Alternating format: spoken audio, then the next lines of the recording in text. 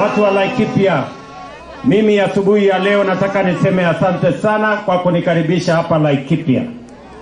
Na leo mimi nimefika hapa kwa shughuli ya mambo ya maendeleo ya sehemu hii.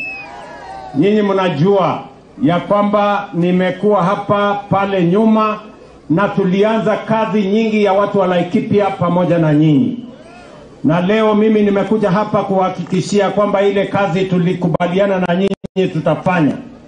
Hiyo kazi lazima iende mbele. Tunaelewana watu wa Laikipia? Mimi nawashukuru sana watu wa Laikipia kwa kura zenu. Na kwa sababu mlinipatia kura zenu, tulikubaliana kazi fulani lazima tufanye. Kazi ya kwanza hapa Laikipia mliniambia ni kuweka amani. Ni kweli ama si kweli?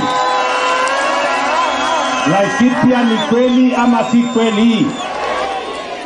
Si tulikubaliana ya kwamba Laikipia hii imeteseka kwa miaka nyingi kwa mambo ya wizi wa ng'ombe na mambo ya ukosefu wa usalama na wananchi kukosa kuishi kwao kwa sababu ya magaidi na wakora na wale matapeli, watu wanaotuharibia amani.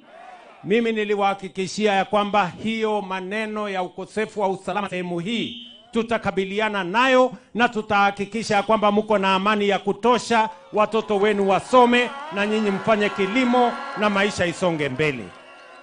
Lakini pia tunaelewana jameni? Na kwa sababu hiyo mashule nyingi, karibu mashule 40 yalikuwa yamefungwa sehemu hii kwa sababu ya kukosekana kwa amani. Ni kweli ama si kweli?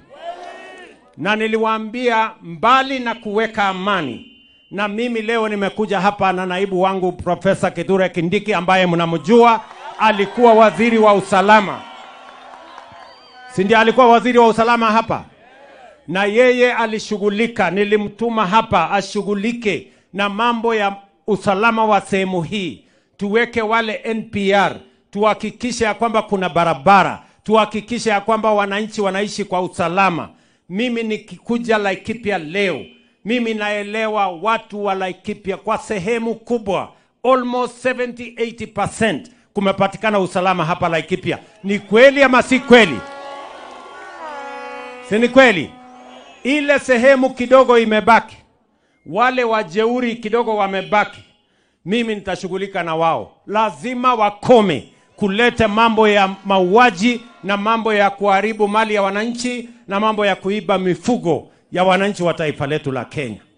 Mbali na kudhibiti mambo ya amani katika sehemu hii, pia tulisema lazima tuwasaidie wananchi wa sehemu hii kwa sababu kwa miaka nyingi wameteseka, mali yao imepotea.